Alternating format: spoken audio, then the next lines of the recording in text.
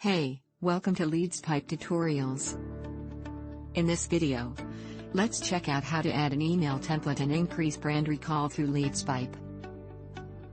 So when you log into your account and land on Leadzpipe dashboard, click on Email Templates and proceed. Then, click on Email Template and proceed. Step 1. Here, you have to select a tag for which you want to create the email templates. For example, if you have two tags, 1, real estate, and 2, automobile, you can create two different templates for each. Step 2. Here add an email ID to whom the email replies should be sent when the user replies to it.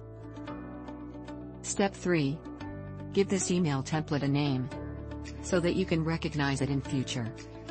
For example, if this template for automobile, then give it a name, say automobile. Step 4. Give your email a short and sweet subject line, which also attracts the user to open it. Step 5. Here you can personalize your email ID to a great extent. For example, you can use name for name, and Leadzpipe system will automatically catch the user's name and add it in your email, and likewise you can do it to capture UTM source as well by using UTM_source. Final step. Click on Save and proceed. Yeah, your template has been created. Thanks for watching this video. Hope it was helpful.